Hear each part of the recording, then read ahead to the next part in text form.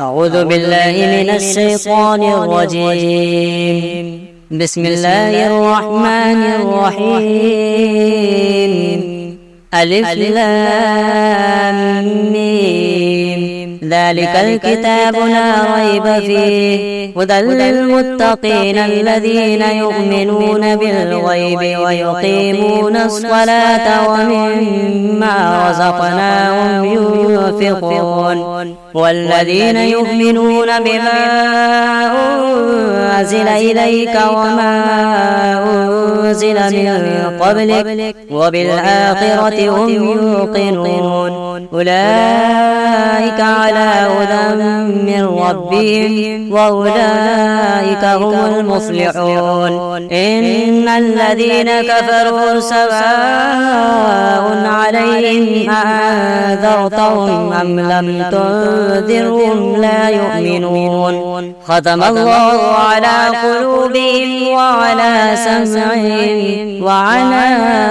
أبصارهم غشاوة ولهم عذاب عظيم. ومن الناس من يقول آمنا بالله وباليوم الآخر وما هم بمؤمنين يخادعون الله والذين آمنوا وما يخدعون إلا أنفسهم وما يشعرون. في قلوبهم مرض فزادهم الله مرضا ولهم عذاب عليم بما كانوا يكذبون. وإذا قيل لهم لا تفسدوا في الأرض قالوا إنما نحن مصلحون ألا إنهم هم المفسدون ولكن لا يشعرون. وإذا قيل لهم آمنوا كما آمن الناس قالوا ونؤمن كما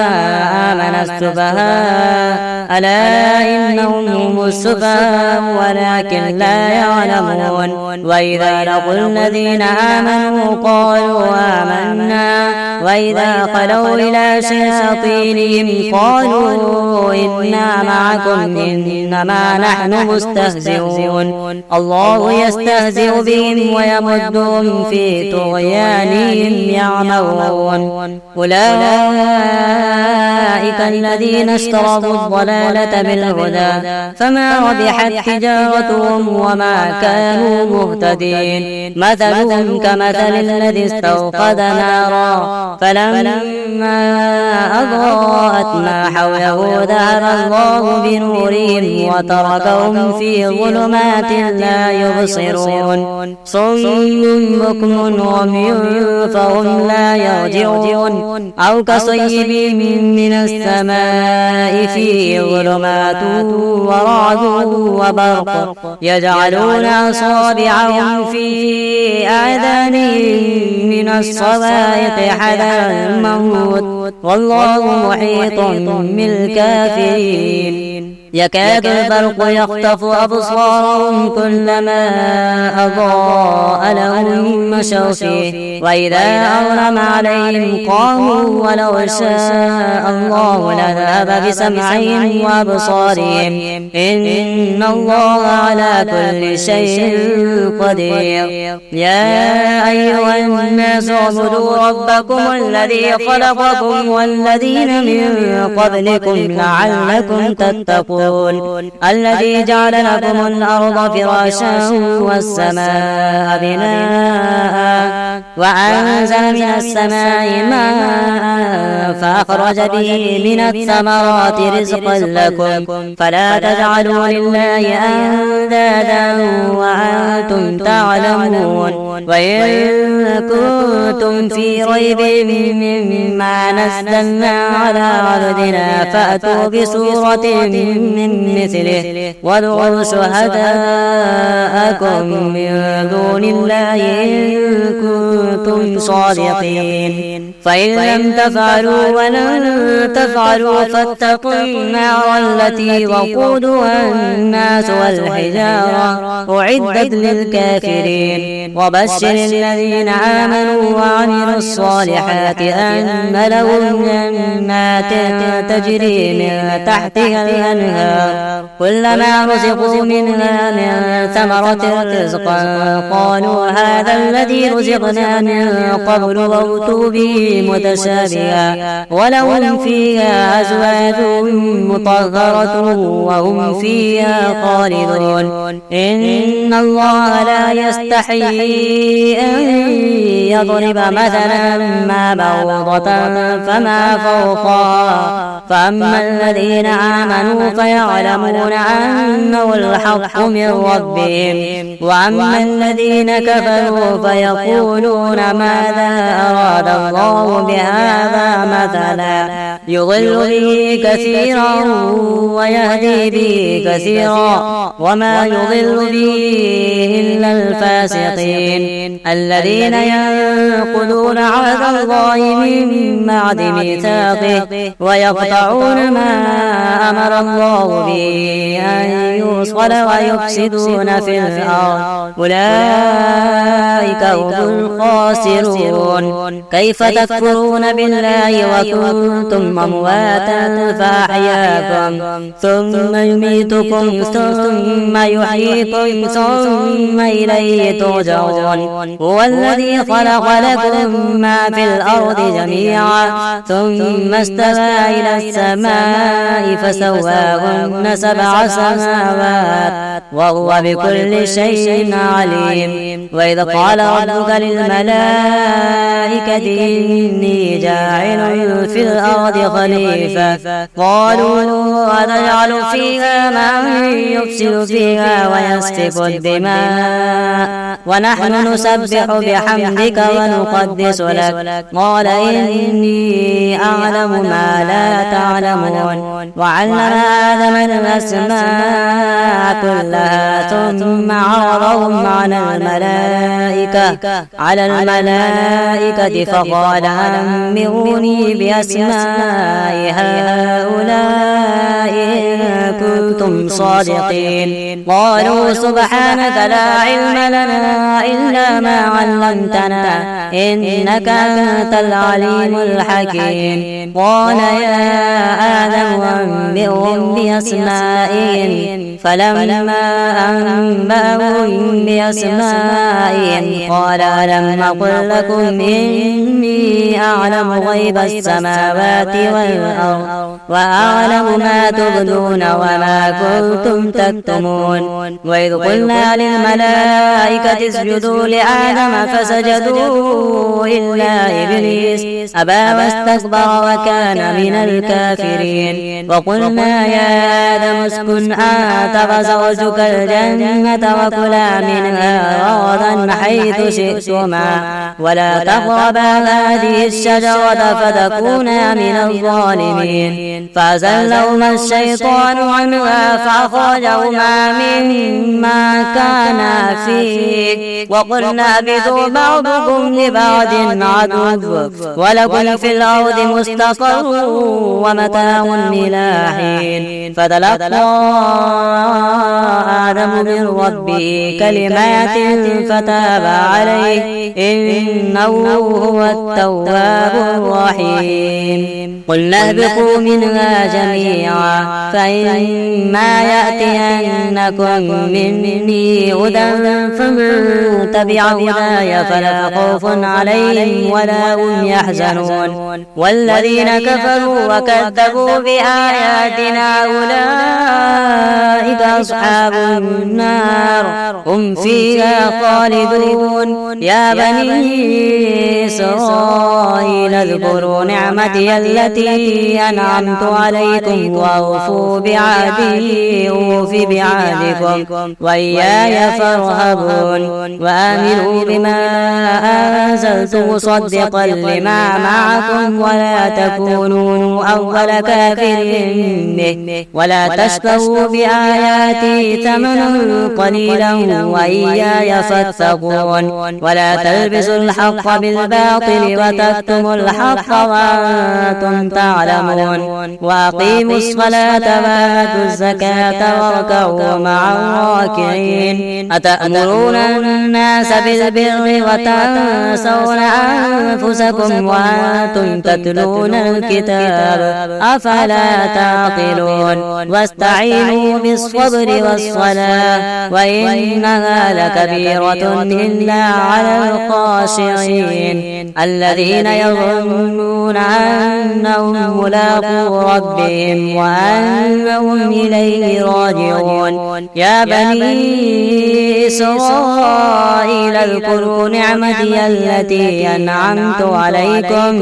أنعمت عليكم وأني فضلتكم على العالمين واتقوا يوما لا تجزي نفس عن نفس شيئا ولا يقبل منها شفاعة ولا يؤخذ منها عدل ولا هم ينصرون وإذ نجيناكم من آل فرعون يسومونكم سوء العذاب يذبحون أبناءكم ويستحيون نساءكم وفي ذلكم بلاء من ربكم عظيم وإذ فرغنا بكم البحر فأنجيناكم وأغرقنا آل فرعون وأنتم تنظرون وإذ واعدنا موسى 40 ليلة ثم اتخذتم العجل من بعده وأنتم ظالمون ثم عفونا عنكم من بعد ذلك لعلكم تشكرون وإذ آتينا موسى الكتاب والفرقان لعلكم تهتدون وإذ قال موسى لقومه يا قوم إنكم ظلمتم أنفسكم باتخاذكم العجل فتوبوا إلى بارئكم فاقتلوا أنفسكم ذلكم خير لكم عند بارئكم فتاب عليكم إنه هو التواب الرحيم وإذ قلتم يا موسى لن نؤمن لك حتى نرى الله جهرة فأخذتكم الصاعقة وأنتم تنظرون ثم بعثناكم من بعد موتكم لعلكم تشكرون وظللنا عليكم الغمام وأنزلنا عليكم المن والسلوى كلوا من طيبات ما رزقناكم وما ظلمونا ولكن كانوا أنفسهم يظلمون وإذ قلنا ادخلوا هذه القرية فكلوا منها حيث شئتم رغدا وادخلوا الباب سجدا وقولوا حطة نغفر لكم خطاياكم وسنزيد المحسنين فبدل الذين ظلموا قولا غير الذي قيل لهم فأنزلنا على الذين ظلموا رجزا من السماء بما كانوا يفسقون وإذ استسقى موسى لقومه فقل اضرب بعصاك الحجر فانفجرت منه 12 عينا قد علم كل أناس مشربهم كلوا واشربوا من رزق الله ولا تعثوا في الأرض مفسدين وإذ قلتم يا موسى لن نصبر على طعام واحد فادع لنا ربك يخرج لنا مما تنبت الأرض من بقلها وقثائها وفومها وعدسها وبصلها قال تستبدلون الذي هو أدنى بالذي هو خير اهبطوا مصرا فإن لكم ما سألتم استكبرتم وضربت عليهم الذلة والمسكنة وباءوا بغضب من الله ذلك بأنهم كانوا يكفرون بآيات الله ويقتلون النبيين بغير الحق ذلك بما عصوا وكانوا يعتدون إن الذين آمنوا والذين هادوا والنصارى والصابئين من آمن بالله واليوم الآخر وعمل صالحا فلهم أجرهم عند ربهم ولا خوف عليهم ولا هم يحزنون وإذا أخذنا ميثاقكم ورفعنا فوقكم الطور خذوا ما آتيناكم بقوة واذكروا ما فيه لعلكم تتقون ثم توليتم من بعد ذلك فلولا فضل الله عليكم ورحمته لكنتم من الخاسرين ولقد علمتم الذين اعتدوا منكم في السبت فقلنا لهم كونوا قردة خاسئين فجعلناها نكالا لما بين يديها وما خلفها وموعظة للمتقين وإذ قال موسى لقومه إن الله يأمركم أن تذبحوا بقرة قالوا أتتخذنا هزوا قال أعوذ بالله أن أكون من الجاهلين قالوا ادع لنا ربك يبين لنا ما هي قال إنه يقول إنها بقرة لا فارض ولا بكر عوان بين ذلك فافعلوا ما تؤمرون قالوا ادع لنا ربك يبين لنا ما لونها قال إنه يقول إنها بقرة صفراء فاقع لونها تسر الناظرين قالوا ادع لنا ربك يبين لنا ما هي إن البقرة تشابه علينا وإنا إن شاء الله لمهتدون قال إنه يقول إنها بقرة لا ذلول تثير الأرض ولا تسقي الحرث مسلمة لا شية فيها قالوا الآن جئت بالحق فذبحوها وما كادوا يفعلون وإذ قتلتم نفسا فادارأتم فيها والله مخرج ما كنتم تكتمون فقلنا اضربوا ببعضها كذلك يحيي الله الموتى ويريكم آياته لعلكم تعقلون ثم قست قلوبكم من بعد ذلك فهي كالحجارة أو أشد قسوة وإن من الحجارة لما يتفجر منه الأنهار وإن منها لما يشقق فيخرج منه الماء وإن منها لما يهبط من خشية الله وما الله بغافل عما تعملون أفتطمعون أن يؤمنوا لكم وقد كان فريق منهم يسمعون كلام الله ثم يحرفونه من بعد ما عقلوا وهم يعلمون وإذا لقوا الذين آمنوا قالوا آمنا وإذا خلا بعضهم إلى بعض قالوا أتحدثونهم بما فتح الله عليكم ليحاجوكم به عند ربكم أفلا تعقلون أولا يعلمون أن الله يعلم ما يسرون وما يعلنون ومنهم أميون لا يعلمون الكتاب إلا أماني وإنهم إلا يظنون فويل للذين يكتبون الكتاب بأيديهم ثم يقولون هذا من عند الله هذا من عند الله ليشتروا به ثمنا قليلا فويل لهم مما كتبت أيديهم وويل لهم مما يكسبون. وقالوا لن تمسنا النار إلا أياما معدودة قل أتخذتم عند الله عهدا فلن يخلف الله عهده أم تقولون على الله ما لا تعلمون. بلى من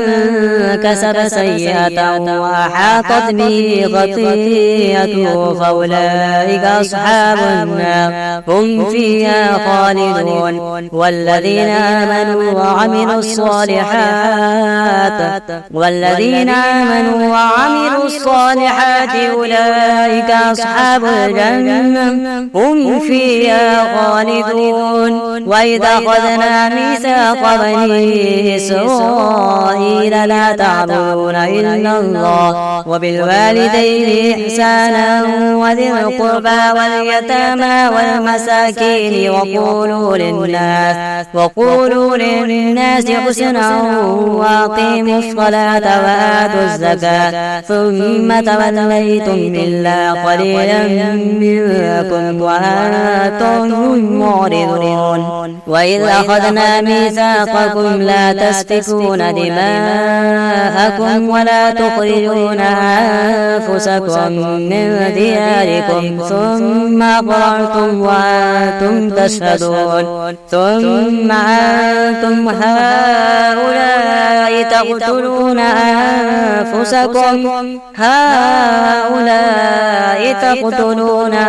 أنفسكم وتخرجون فريقا منكم من ديارهم تظاهرون عليهم بالإثم والعدوان وإن يأتوكم أسارى تفادوهم وهو محرم عليكم إخراجهم أفتؤمنون ببعض الكتاب وتكفرون ببعض فما جزاء من يفعل ذلك منكم إلا خزي في الحياة الدنيا ويوم القيامة يردون إلى أشد العذاب وما الله بغافل عما تعملون. أولئك الذين اشتروا الحياة الدنيا بالآخرة فلا يخفف عنهم العذاب ولا هم ينصرون. ولقد آتينا موسى الكتاب وقفينا من بعده بالرسل وآتينا عيسى ابن مريم البينات وأيدناه بروح القدس أفكلما جاءكم رسول بما لا تهوى أنفسكم استكبرتم ففريقا كذبتم وفريقا تقتلون. وقالوا قلوبنا غلف بل لعنهم الله بكفرهم فقليلا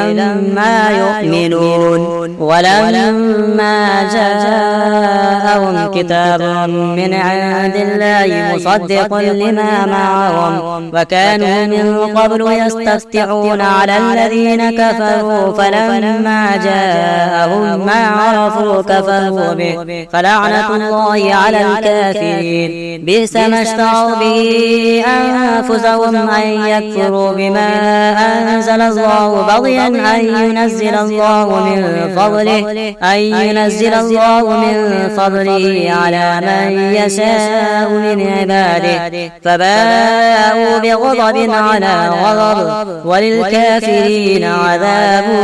مهين. وإذا قيل لهم آمنوا بما أنزل الله قالوا نؤمن بما أنزل علينا ويكفرون بما وراءه وهو الحق مصدقا لما معهم قل فلم تقتلون أنبياء الله من قبل إن كنتم مؤمنين. ولقد جاءكم موسى بالبينات ثم اتخذتم العجل من بعده وأنتم ظالمون. وإذ أخذنا ميثاقكم ورفعنا فوقكم الطور خذوا ما آتيناكم بقوة واسمعوا. قالوا سمعنا وعصينا وأشربوا في قلوبهم العجل بكفرهم. قل بئس ما يأمركم به إيمانكم إن كنتم مؤمنين. قل إن كانت لكم الدار الآخرة عند الله خالصة من دون الناس فتمنوا الموت إن كنتم صادقين ولن يتمنوا أبدا بما قدمت أيديهم والله عليم بالظالمين. ولتجدنهم أحرص الناس على حياة ومن الذين أشركوا يود أحدهم لو يعمر 1000 سنة وما هو بمزحزحه من العذاب أن يعمر والله بصير بما يعملون. قل من كان عدوا لجبريل فإنه نزله على قلبك بإذن الله مصدقا لما بين يديه وهدى وبشرى للمؤمنين. من كان عدوا لله وملائكته ورسله وجبريل وميكال فإن الله عدو للكافرين. ولقد أنزلنا إليك آيات بينات وما يكفر بها إلا الفاسقون. أو كلما عاهدوا عهدا نبذه فريق منهم بل أكثرهم لا يؤمنون. ولما جاءهم رسول من عند الله مصدق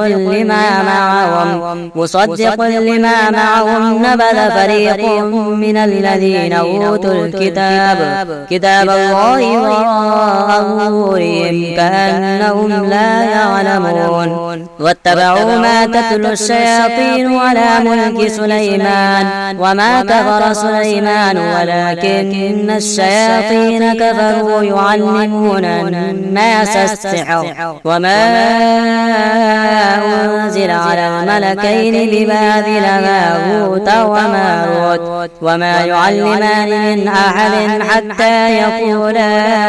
إنما نحن فتنة فلا تكفر فيتعلمون منهما ما يفرقون به بين المرء وزوجه وما هم بضارين به من أحد إلا بإذن الله ويتعلمون ما يضرهم ولا ينفعهم ولقد علموا لمن اشتراه ما له في الآخرة من خلاق ولبئس ما شروا به أنفسهم لو كانوا يعلمون. ولو أنهم آمنوا واتقوا لمثوبة من عند الله خير لو كانوا يعلمون. يا أيها الذين آمنوا لا تقولوا راعنا وقولوا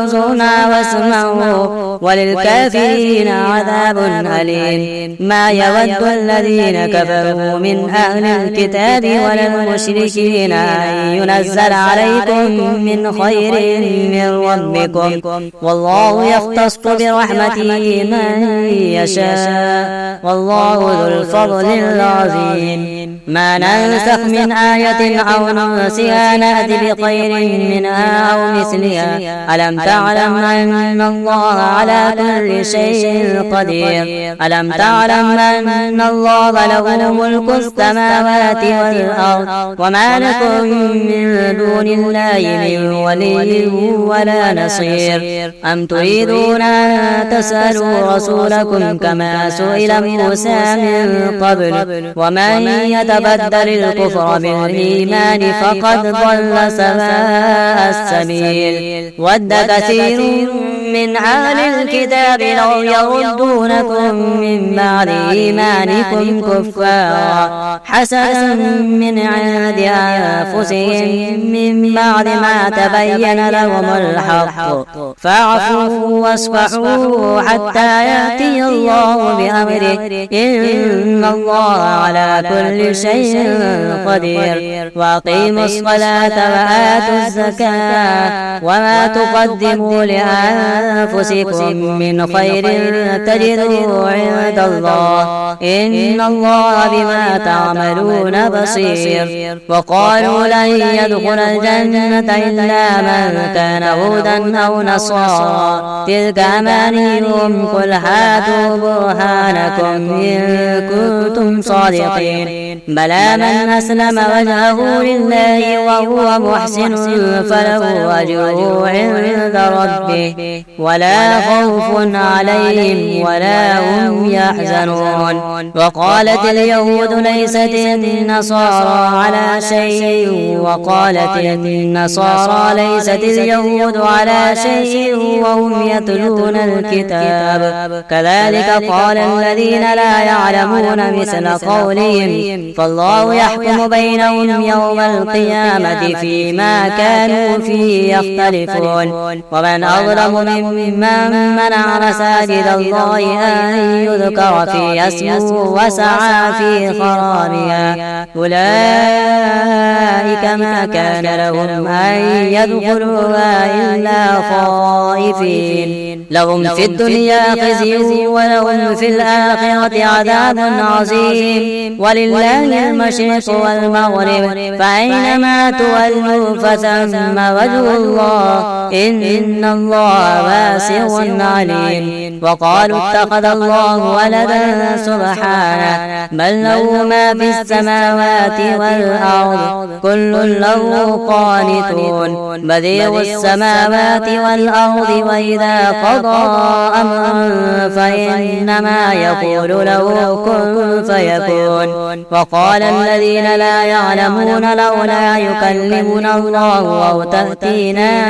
آية كذلك قال الذين من قبلهم مثل قولهم تشابهت قلوبهم قد بينا الآيات لقوم يوقنون إنا أرسلناك بالحق بشيرا ونذيرا ولا تسأل عن أصحاب الجحيم. ولن ترضى عنك اليهود ولا النصارى حتى تتبع ملتهم قل إن هدى الله هو الهدى ولئن اتبعت أهواءهم بعد الذي جاءك من العلم ما لك من الله من ولي ولا نصير. الذين آتيناهم الكتاب يتلونه حق تلاوته أولئك يؤمنون به ومن يكفر به فأولئك هم الخاسرون. يا بني إسرائيل اذكروا نعمتي التي أنعمت عليكم وأني فضلتكم على العالمين واتقوا يوما لا تجزي نفس عن نفس شيئا ولا يقبل منها عدل ولا تنفعها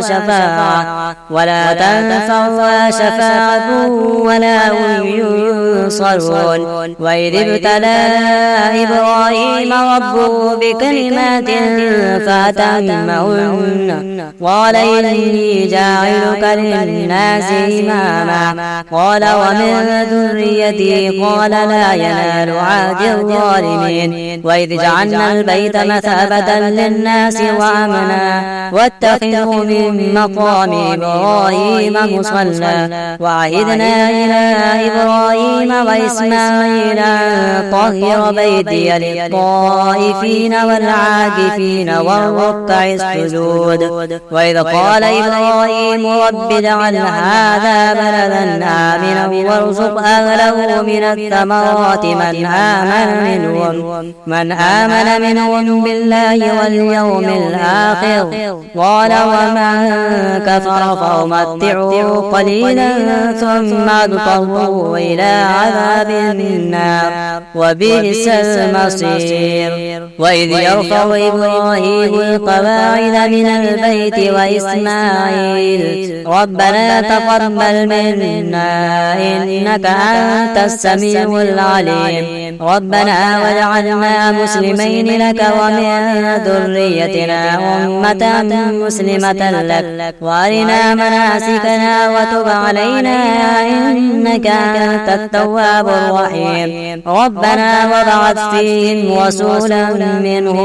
رسولا منهم يتلو عليهم آياتك ويعلمهم الكتاب والحكمة ويزكيهم إنك أنت العزيز الحكيم ومن يرغب عن ملة إبراهيم إلا من سفه نفسه ولقد اصطفيناه في الدنيا وإنه في الآخرة لمن الصالحين إذ قال له ربه أسلم قال أسلمت لرب العالمين ووصى بها إبراهيم بنيه ويعقوب يا بني إن الله اصطفى لكم الدين فلا تموتن إلا وأنتم مسلمون أم كنتم شهداء إذ حضر يعقوب الموت إذ قال لبنيه ما تعبدون من بعدي قالوا نعبد إلهك وإله آبائك إبراهيم وإسماعيل وإسحاق إلها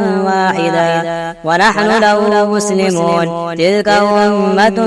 قد خلت لها ما كسبت ولكم ما كسبتم ولا تسألون عما كانوا يعملون وقالوا كونوا هودا أو نصارى تهتدوا قل بل ملة إبراهيم حنيفا وما كان من المشركين قولوا آمنا بالله وما أنزل إلينا وما أنزل إلى إبراهيم وإسماعيل وإسحاق ويعقوب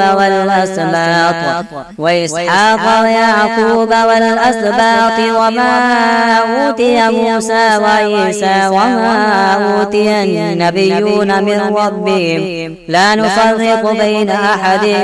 منهم ونحن له مسلمون فإن آمنوا بمثل ما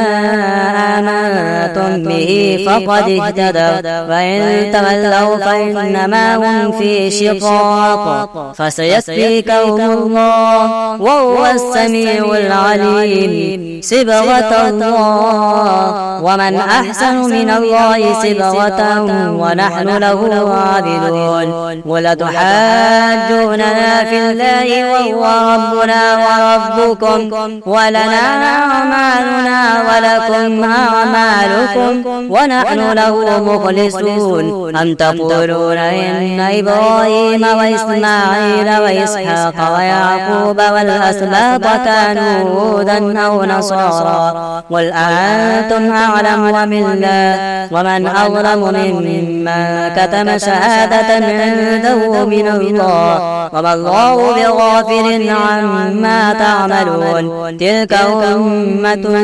قد خلت لها ما كسبت ولكم ما كسبتم ولا تسألون عما كانوا يعملون سيقول السفهاء من الناس ما ولاهم عن قبلتهم التي كانوا عليها قل لله المشرق والمغرب يهدي من يشاء إلى صراط مستقيم وكذلك جعلناكم أمة وسطا لتكونوا شهداء على الناس ويكون الرسول عليكم شهيدا وما جعلنا القبلة التي كنت عليها إلا لنعلم من يتبع الرسول ممن ينقلب على عقبيه وإن كانت لكبيرة إلا على الذين هدى الله وما كان الله ليذيع إيمانكم إن الله بالناس لرؤوف رحيم قد نرى تقلب وجهك في السماء فلنولينك قبلة ترضاها فول وجهك شطر المسجد الحرام وحيثما كنتم فولوا وجوهكم شطره وإن الذين أوتوا الكتاب ليعلمون أنه الحق من ربهم وما الله بغافل بغافل عما يعملون ولئن أتيت الذين أوتوا الكتاب بكل آية ما تبعوا قبلتك وما أنت بتابع قبلتهم وما بعضهم بتابع قبلة بعض ولئن اتبعت آباءهم من بعد ما جاءك من العلم إنك إذا لمن الظالمين الذين آتيناهم الكتاب يعرفونه كما يعرفون أبناءهم وإن فريقا منهم ليكتمون الحق وهم يعلمون الحق من ربك فلا تكونن من الممترين ولكل وجهة هو موليها فاستبقوا الخيرات أينما تكونوا يأتي بكم الله جميعا إن الله على كل شيء قدير ومن حيث خرجت فول وجهك شطر المسجد الحرام وإنه للحق من ربك وما الله بغافل عما تعملون ومن حيث خرجت فول وجهك شطر المسجد الحرام وحيث ما كنتم فولوا وجوهكم شطره لئلا يكون للناس عليكم حجة إلا الذين ظلموا منهم فلا تخشوهم واخشوني ولأتم نعمتي عليكم ولعلكم تهتدون كما أرسلنا فيكم رسولا منكم يتلو عليكم آياتنا ويزكيكم ويعلمكم الكتاب والحكمة ويعلمكم ما لم تكونوا تعلمون فاذكروني أذكركم واشكروا لي ولا تكفرون يا أيها الذين آمنوا استعينوا بالصبر والصلاة إن الله مع الصابرين ولا تقولوا لمن يقتل في سبيل الله أموات بل أحياء ولكن لا تشعرون ولنبلونكم بشيء من الخوف والجوع ونقص من الأموال والأنفس والثمرات وبشر الصابرين الذين إذا أصابتهم مصيبة قالوا إنا لله وإنا إليه راجعون أولئك عليهم صلوات من ربهم ورحمة وأولئك هم المهتدون إن الصفا والمروة من شعائر الله فمن حج البيت أو اعتمر فلا جناح عليه أن يطوف بهما ومن تطوع خيرا فإن الله شاكر عليم إن الذين يكتمون ما أنزلنا من البينات والهدى من بعد ما بيناه للناس في الكتاب أولئك يلعنهم الله ويلعنهم اللاعنون إلا الذين تابوا وأصلحوا وبينوا فأولئك أتوب عليهم وأنا التواب الرحيم إن الذين كفروا وماتوا وهم كفار أولئك عليهم لعنة الله والملائكة والناس أجمعين خالدين فيها لا يخفف عنهم العذاب ولا هم ينظرون وإلهكم إله واحد لا إله إلا هو الرحمن الرحيم إن في خلق السماوات والأرض واختلاف الليل والفلك التي تجري في البحر بما ينفع الناس وما أنزل الله من السماء من ماء فأحيا به الأرض بعد موتها وبث فيها من كل دابة وتصريف الرياح والسحاب المسخر بين السماء والأرض لآيات لقوم يعقلون ومن الناس من يتخذ من دون الله أندادا يحبونهم كحب الله والذين آمنوا أشد حبا لله ولو يرى الذين ظلموا إذ يرون العذاب أن القوة لله جميعا وأن الله شديد العذاب إذ تبرأ الذين اتبعوا من الذين اتبعوا ورأوا العذاب وتقطعت بهم الأسباب وقال الذين اتبعوا لو أن لنا كرة فنتبرأ منهم كما تبرأوا منا كذلك يريهم الله أعمالهم حسرات عليهم وما هم بخارجين من النار يا أيها الناس كلوا مما في الأرض حلالا طيبا ولا تتبعوا خطوات الشيطان إنه لكم عدو مبين إنما يأمركم بالسوء والفحشاء وأن تقولوا على الله ما لا تعلمون وإذا قيل لهم اتبعوا ما أنزل الله قالوا بل نتبع ما ألفينا عليه آباءنا أولو كان آباؤهم لا يعقلون شيئا ولا يهتدون ومثل الذين كفروا كمثل الذي ينعق بما لا يسمع إلا دعاء ونداء صم بكم عمي فهم لا يعقلون يا أيها الذين آمنوا كلوا من طيبات ما رزقناكم واشكروا لله إن كنتم إياه تعبدون إنما حرم عليكم الميتة والدم ولحم الخنزير وما أهل به لغير الله فمن اضطر غير باغ ولا عاد فلا إثم عليه إن الله غفور رحيم إن الذين يكتمون ما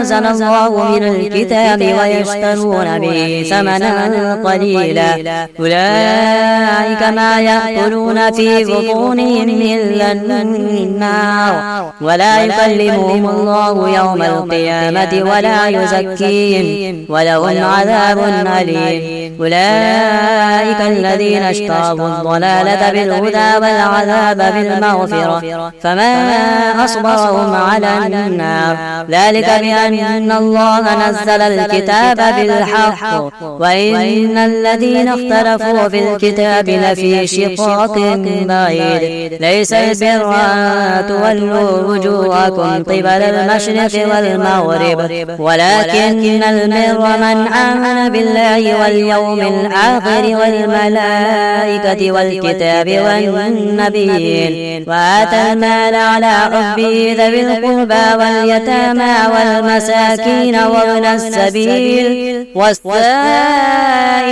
وفي الرقاب وأقام الصلاة وآتى الزكاة والموفون بعهدهم إذا عاهدوا والصابرين في البأساء والضراء وحين البأس أولئك الذين صدقوا وأولئك هم المتقون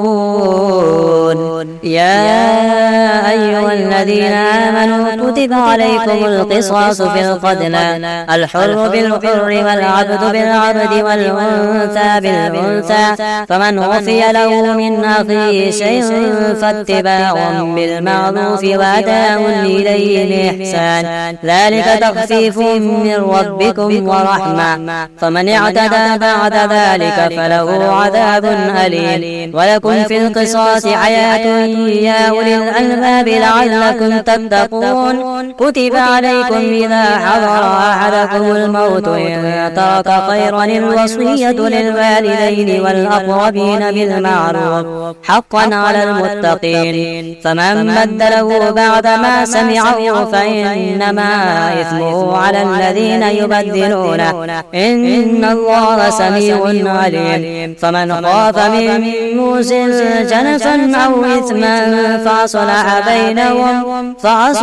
بينهم فلا إثم عليه إن الله غفور رحيم يا أيها الذين آمنوا كتب عليكم الصيام كما كتب على الذين من قبلكم لعلكم تتقون أياما معدودات فمن كان منكم مريضا أو على سفر فعدة من أيام أخر وعلى الذين يطيقونه فدية طعام مسكين فمن تطوع خيرا فهو خير له وأن تصوموا خير لكم إن كنتم تعلمون شهر رمضان الذي أنزل فيه القرآن هدى للناس وبينات من الهدى والفرقان فمن شهد منكم الشهر فليصم ومن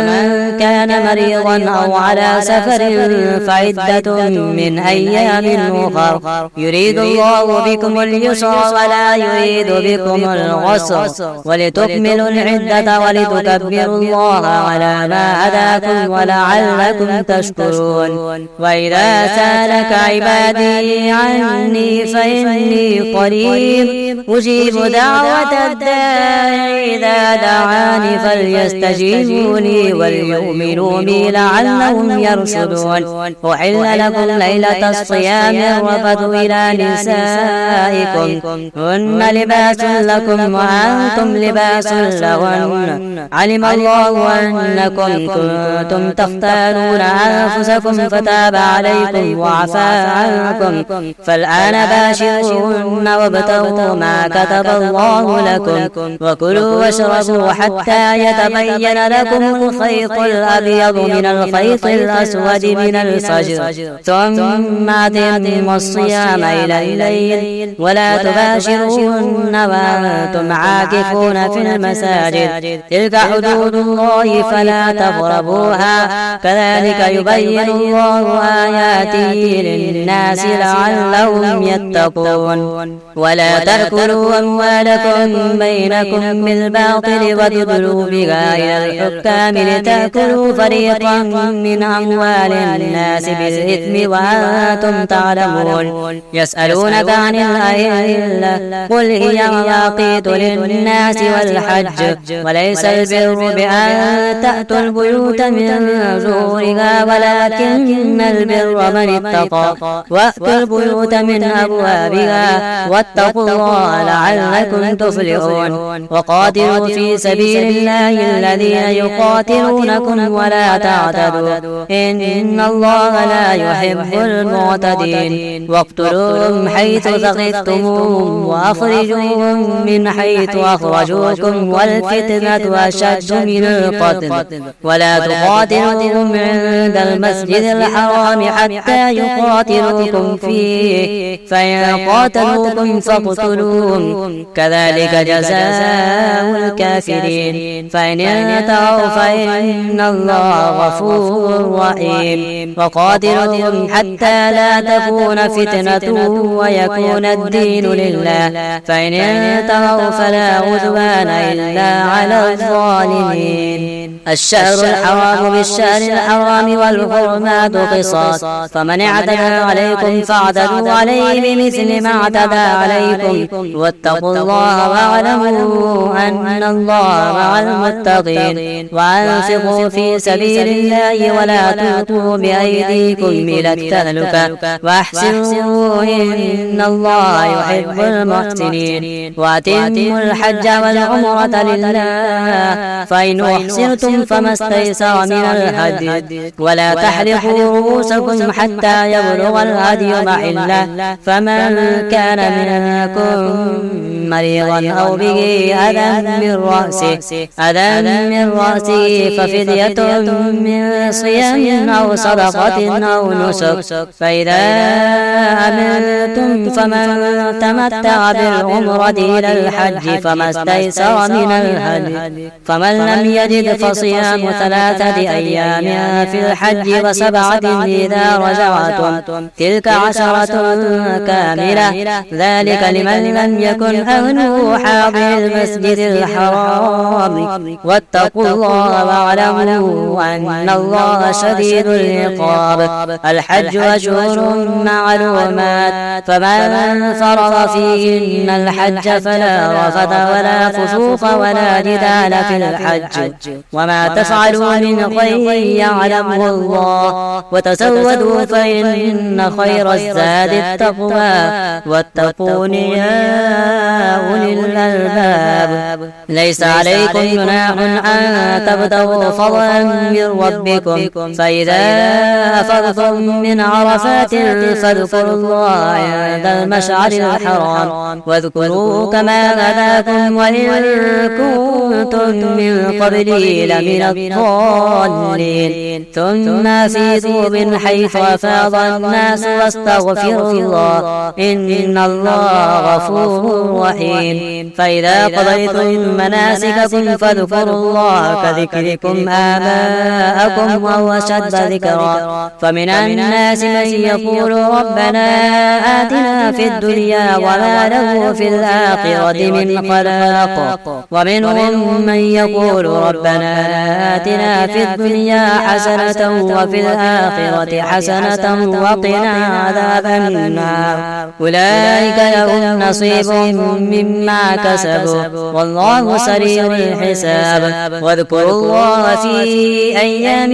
معدودات فمن تعجل في يومين فلا إثم عليه ومن تأخر فلا إثم عليه لمن اتقى واتقوا الله واعلموا أنكم إليه تحشرون. ومن الناس من يعجبك قوله في الحياة الدنيا ويشهد الله على ما في قلبه وهو ألد الخصام وإذا تولى سعى في الأرض ليفسد فيها ويهلك الحرث والنسل والله لا يحب الفساد. وإذا قيل له اتق الله أخذته العزة بالإثم فحسبه جهنم ولبئس المهاد. ومن الناس من يشري نفسه ابتغاء مرضات الله والله رؤوف بالعباد. يا أيها الذين آمنوا ادخلوا في السلم كافة ولا تتبعوا خطوات الشيطان إنه لكم عدو مبين. فإن زللتم من بعد ما جاءتكم البينات فاعلموا أن الله عزيز حكيم. هل ينظرون إلا أن يأتيهم الله في ظلل من الغمام والملائكة وقضي الأمر وإلى الله ترجع الأمور. سل بني إسرائيل كم آتيناهم من آية بينة ومن يبدل نعمة الله من بعد ما جاءته فإن الله شديد العقاب. زين للذين كفروا الحياة الدنيا ويسخرون من الذين آمنوا والذين اتقوا فوقهم يوم القيامة والله يرزق من يشاء بغير حساب. كان الناس أمة واحدة فبعث الله النبيين مبشرين ومنذرين وأنزل معهم الكتاب بالحق ليحكم بين الناس فيما اختلفوا فيه وما اختلف فيه إلا الذين أوتوه من بعد ما جاءتهم البينات بغيا بينهم فهدى الله الذين آمنوا لما اختلفوا فيه من الحق بإذنه والله يهدي من يشاء إلى صراط مستقيم. أم حسبتم أن تدخلوا الجنة ولما يأتكم مثل الذين خلوا من قبلكم مستهم البأساء والضراء وزلزلوا حتى يقول الرسول والذين آمنوا معه متى نصر الله ألا إن نصر الله قريب. يسألونك ماذا ينفقون قل ما أنفقتم من خير فللوالدين والأقربين واليتامى والمساكين وابن السبيل وما تفعلوا من خير فإن الله به عليم. كتب عليكم القتال وهو كره لكم وعسى أن تكرهوا شيئا وهو خير لكم وعسى أن تحبوا شيئا وهو شر لكم والله يعلم وأنتم لا تعلمون. يسألونك عن الشهر الحرام قتال فيه والقتال فيه كبير وصد عن سبيل الله وكفر به والمسجد الحرام وإخراج أهله منه أكبر عند الله والفتنة أكبر من القتل ولا يزالون يقاتلونكم حتى يردوكم عن دينكم إن استطاعوا ومن يرتد منكم عن دينه فيمت وهو كافر فأولئك حبطت أعمالهم في الدنيا والآخرة وأولئك أصحاب النار هم فيها خالدون. إن الذين آمنوا والذين هاجروا وجاهدوا في سبيل الله أولئك يرجون رحمة الله والله غفور رحيم. يسألونك عن الخمر والميسر قل فيهما إثم كبير ومنافع للناس وإثمهما أكبر من نفعهما ويسألونك ماذا ينفقون قل العفو كذلك يبين الله لكم الآيات لعلكم تتفكرون في الدنيا والآخرة. ويسألونك عن اليتامى قل إصلاح لهم خير وإن تخالطوهم فإخوانكم والله يعلم المفسد من المصلح ولو شاء الله لأعنتكم إن الله عزيز حكيم. ولا تنكحوا المشركات حتى يؤمنن ولأمة مؤمنة خير من مشركة ولو أعجبتكم ولا تنكحوا المشركين حتى يؤمنوا ولعبد مؤمن خير من مشرك ولو أعجبكم أولئك يدعون إلى النار والله يدعو إلى الجنة والمغفرة بإذنه ويبين آياته للناس لعلهم يتذكرون. ويسألونك عن المحيض قل هو أذى فاعتزلوا النساء في المحيض ولا تقربوهن حتى يطهرن فإذا تطهرن فأتوهن من حيث أمركم الله إن الله يحب التوابين ويحب المتطهرين. نساؤكم حرث لكم فأتوا حرثكم أن شئتم وقدموا لأنفسكم واتقوا الله واعلموا أنكم ملاقوه وبشر المؤمنين. ولا تجعلوا الله عرضة لأيمانكم أن تبروا وتتقوا وتصلحوا بين الناس والله سميع عليم. لا يؤاخذكم الله باللغو في أيمانكم ولكن يؤاخذكم بما كسبت قلوبكم والله غفور حليم. للذين يؤلون من نسائهم تربص 4 أشهر فإن فاءوا فإن الله غفور رحيم وإن عزموا الطلاق فإن الله سميع عليم. والمطلقات يتربصن بأنفسهن 3 قروء ولا يحل لهن أن يكتمن ما خلق الله في أرحامهن إن كن يؤمن بالله واليوم الآخر وبعولتهن أحق بردهن في ذلك إن أرادوا إصلاحا ولو أن مثل الذي عليهن بالمعروف وللرجال عليهن درجة والله عزيز حكيم. الطلاق مرتان، فإمساك بمعروف أو تسريح بإحسان. ولا يحل لكم أن تأخذوا مما آتيتموهن شيئا إلا أن يخافا ألا يقيما حدود الله. فإن خفتم ألا يقيما حدود الله فلا جناح عليهما فيما افتدت به، تلك حدود الله فلا تعتدوها، ومن يتعد حدود الله فأولئك هم الظالمون. فإن طلقا فلا تحل له من بعد حتى تنكح زوجا غيره، فإن طلقا فلا جناح عليهما أن يتراجعا إن ظنا أن يقيما حدود الله، وتلك حدود الله يبينها لقوم يعلمون. وإذا طلقتم النساء فبلغن أجلهن فأمسكوهن بمعروف أو سرحوهن بمعروف، ولا تمسكوهن ضرارا لتعتدوا، ومن يفعل ذلك فقد ظلم نفسه. ولا تتخذوا آيات الله هزوا، واذكروا نعمة الله عليكم وما أنزل عليكم من الكتاب والحكمة يعظكم به، واتقوا الله واعلموا أن الله بكل شيء عليم. وإذا طلقتم النساء فبلغن أجلهن فلا تعذروهن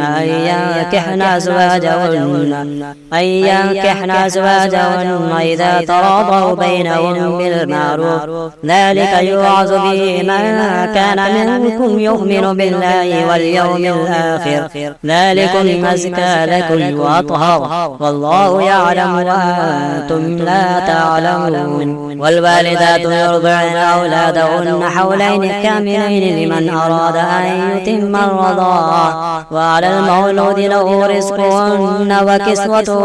بالمعروف، لا تكلف نفس إلا وسعها، لا تضار والدة بولدها ولا مولود له بولده، وعلى الوارث مثل ذلك، فإن أرادا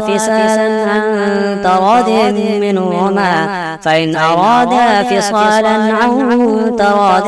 منهما وتشاور فلا جناح عليهما. وإن أردتم أن تسترضعوا أولادكم فلا جناح عليكم إذا سلمتم ما آتيتم بالمعروف، واتقوا الله واعلموا أن الله بما تعملون بصير. والذين يتوفون منكم ويذرون أزواجا يتربصن بأنفسهن 4 أشهر وعشرا، فإذا بلغن أجلهن فلا جناح عليكم فيما فعلن في أنفسهن بالمعروف، والله بما تعملون خبير. ولا جناح عليكم فيما عرضتم به من خطبة النساء أو أكنتم في أنفسكم، علم الله أنكم ستذكرونهن ولكن لا تواعدوهن سرا إلا أن تقولوا قولا معروفا، ولا تعزموا عقدة النكاح حتى يبلغ الكتاب أجله، واعلموا أن الله يعلم ما في أنفسكم فاحذروه، واعلموا أن الله غفور حليم. لا جناح عليكم إن طلقتم النساء ما لم تمسوهن أو تفرضوا لهن فريضة، ومتعوهن على الموسع قدره وعلى المقتر قدره متاعا بالمعروف حقا على المحسنين. وإن طلقتموهن من قبل أن يتمسوهن وقد فرضتم لهن فريضة فنصف ما ما فرضتم إلا أن يعفون أو يعفو الذي بيده عقدة النكاح، وأن تعفوا أقرب للتقوى، ولا تنسوا الفضل بينكم، إن الله بما تعملون بصير. حافظوا على الصلوات والصلاة الوسطى وقوموا لله قانتين. فإن خفتم فرجالا أو ركبانا فإذا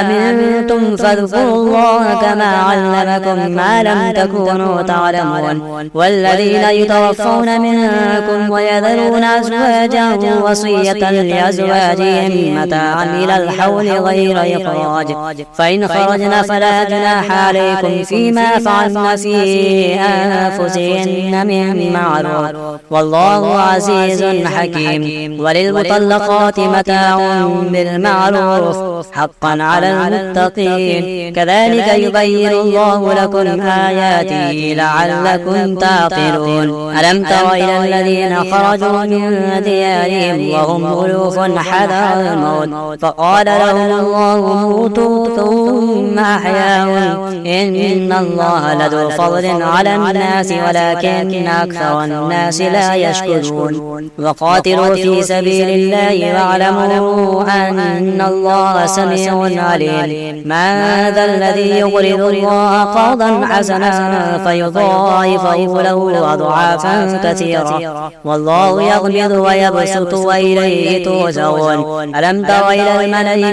من بني إسرائيل من بعد موسى إذ قالوا لنبي لهم ابعث لنا ملكا نقاتل في سبيل الله، قال هل عسيتم إن كتب عليكم القتال ألا تقاتلوا، قالوا وما لنا ألا نقاتل في سبيل الله وقد أخرجنا من ديارنا وأبنائنا، فلما كتب عليهم القتال تولوا إلا قليلا منهم، والله عليم بالظالمين. وقال لهم نبيهم إن الله قد بعث لكم طالوت ملكا، قالوا أنى يكون له الملك علينا ونحن أحق بالملك منه ولم يؤت سعة من المال، قال إن الله اصطفاه عليكم وزاده بسطة في العلم والجسم، والله يؤتي ملكه من يشاء والله واسع عليم. وقال لهم نبيهم إن آية ملكي أن يأتيكم التابوت فيه سكينة من ربكم وبقية مما ترك آل موسى وآل هارون تحمله الملائكة، إن في ذلك لآية لكم إن كنتم مؤمنين. فلما فصل طالوت بالجنود قال إن الله مبتليكم بنار، فمن شرب منه فليس مني ومن لم يطعمه فإنه مني إلا من اغترف غرفة بيده، فشربوا منه إلا قليلا منهم. فلما جاوزه هو والذين آمنوا معه قالوا لا طاقة لنا اليوم بجالوت وجنوده، قال الذين يظنون أنهم ملاقو الله كم من فئة قليلة غلبت فئة كثيرة بإذن الله والله مع الصابرين. ولما برزوا لجالوت وجنوده قالوا ربنا أفرغ علينا صبرا وثبت أقدامنا وانصرنا على القوم الكافرين، فهزموهم بإذن الله. وقتل داود جالوت وآتاه الله الملك والحكمة وعلمه مما يشاء، ولولا دفع الله الناس بعضهم ببعض لفسدت الأرض ولكن الله ذو فضل على العالمين. تلك آيات الله نتلوها عليك بالحق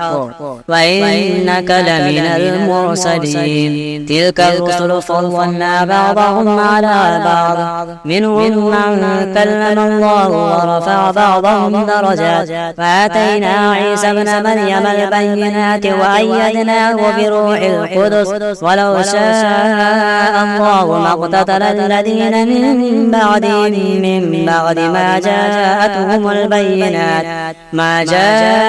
البينات ولكن اختلفوا فمنهم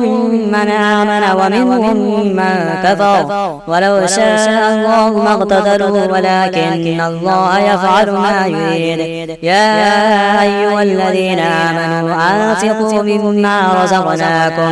مما رزقناكم من قبل أن يأتي يوم لا بيع فيه ولا قلة ولا شفاعة والكافرون هم الظالمون الله لا إله إلا هو الحي القيوم لا تأخذه سنة ولا نوم له ما في السماوات وما في الأرض من ذا الذي يشفع عنده إلا بإذنه يعلم ما بين أيديهم وما خلفهم ولا يحيطون بشيء من علمه إلا بما شاء وسع كرسيه السماوات والأرض ولا يؤوده حفظهما وهو العلي العظيم لا إكراه في الدين قد تبين الرشد من الغي فمن يكفر بالطاغوت ويؤمن بالله فقد استمسك بالعروة الوثقى لا انفصام لها والله سميع عليم الله ولي الذين آمنوا يخرجهم من الظلمات إلى النور والذين كفروا أولياءهم الطاغوت يخرجونهم من النور إلى الظلمات أولئك أصحاب النار هم فيها خالدون ألم تر إلى الذي حاج إبراهيم في ربه أن آتاه الله الملك قال إبراهيم فإن الله يأتي بالشمس من المشرق فأت بها من المغرب فبهت الذي كفر والله لا يهدي القوم الظالمين أو كالذي مر على قرية وهي خاوية على عروشها قال أنى يحيي هذه الله بعد موتها فأماته الله 100 عام ثم بعثه قال كم لبثت قال لبثت يوما أو بعض يوم قال بل لبثت 100 عام فانظر إلى طعامك وشرابك لم يتسنه وانظر إلى حمارك ولنجعلك آية للناس وانظر إلى العظام كيف ننشزها ثم نكسوها لحما فلما تبين له قال أعلم أن الله على كل شيء قدير وإذ قال إبراهيم رب أرني كيف تحيي الموتى قال ألم تؤمن قال بلى ولكن ليطمئن قلبي قال فخذ 4 من الطير فصرهن إليك ثم اجعل على كل جبل منهن جزءا ثم ادعهن يأتينك سعيا واعلم أن الله عزيز حكيم مثل الذين ينفقون أموالهم في سبيل الله كمثل حبة أنبتت 7 سنابل في كل سنبلة 100 حبة والله يضاعف لمن يشاء والله واسع عليم الذين ينفقون أموالهم في سبيل الله ثم لا يتبعون ما أنفقوا منا ولا أذى لهم أجرهم عند ربهم ولا خوف عليهم ولا هم يحزنون قول معروف ومغفرة خير من صدقة يتبعها أذى والله غني حليم يا أيها الذين آمنوا لا تبطلوا صدقاتكم بالمن والأذى كالذي ينفق ماله رئاء الناس ولا يؤمن بالله واليوم الآخر فمثله كمثل صفوان عليه تراب فأصابه وابل فتركه صلدا لا يقدرون على شيء مما كسبوا والله لا يهدي القوم الكافرين. ومثل الذين ينفقون أموالهم ابتغاء مرضات الله وتثبيتا من أنفسهم كمثل جنة بربوة أصابها وابل فآتت أكلها ضعفين فإن لم يصبها وابل فضل والله بما تعملون بصير. أيود أحدكم أن تكون له جنة من نخيل وأعناب تجري من تحتها الأنهار له فيها من كل الثمرات وأصابه الكبر وله ذرية ضعفاء فأصابها إعصار فيه نار فاحترقت كذلك يبين الله لكم الآيات لعلكم تتفكرون. يا أيها الذين آمنوا أنفقوا من طيبات ما كسبتم ومما أخرجنا لكم من الأرض ولا تيمموا الخبيث منه تنفقون ولستم بآخذيه إلا أن تغمضوا فيه واعلموا أن الله غني حميد. الشيطان يعدكم الفقر ويأمركم بالفحشاء والله يعدكم مغفرة منه وفضلا والله واسع عليم. يؤتي الحكمة من يشاء ومن يؤت الحكمة فقد أوتي خيرا كثيرا وما يذكر إلا أولو الألباب. وما أنفقتم من نفقة أو نذرتم من نذر فإن الله يعلمه وما للظالمين من أنصار. إن تبدوا الصدقات فنعما هي وإن تخفوها وتؤتوا الفقراء فهو خير لكم ويكفر عنكم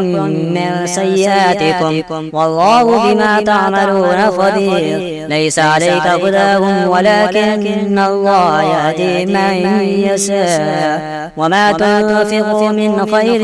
فلأنفسكم وما تنفقون إلا ابتغاء وجه الله وما تنفقوا من خير يوفى إليكم وأنتم لا تظلمون. للفقراء الذين أحصروا في الأرض لا يستطيعون ضربا في الأرض يحسبهم الجاهل أغنياء من التعفف تعرفهم بسيماهم لا يسألون الناس إلحافا. وما تنفقوا من خير فإن الله به عليم. الذين ينفقون أموالهم بالليل والنهار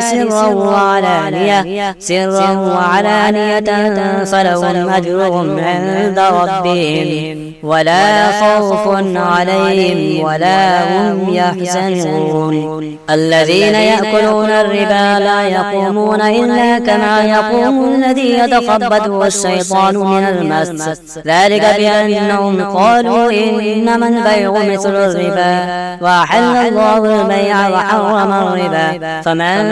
جاءه موعظة من ربه فانتهى فله ما سلف وأمره إلى الله ومن عاد فأولئك أصحاب النار هم فيها خالدون. يمحق الله الربا ويربي الصدقات والله لا يحب كل كفار أثيم. إن الذين آمنوا وعملوا الصالحات وأقاموا الصلاة وآتوا الزكاة لهم أجرهم عند ربهم ولا خوف عليهم ولا هم يحزنون. يا أيها الذين آمنوا اتقوا الله وذروا ما بقي من الربا إن كنتم مؤمنين. فإن لم تفعلوا فأذنوا بحول من الله ورسوله وإن تبتم فلكم رؤوس أموالكم لا تظلمون ولا تظلمون. وإن كان ذو عسرة فنظرة إلى ميسرة وأن تصدقوا خير لكم إن كنتم تعلمون. واتقوا يوما ترجعون فيه إلى الله ثم توفى كل نفس ما كسبت وهم لا يظلمون. يا أيها الذين آمنوا إذا تداينتم بدين إلى أجل مسمى فاكتبوه وليكتب بينكم كاتب بالعدل ولا يأب كاتب أن يكتب كما علمه الله فليكتب وليملل الذي عليه الحق وليتق الله ربه ولا يبخس منه شيئا فإن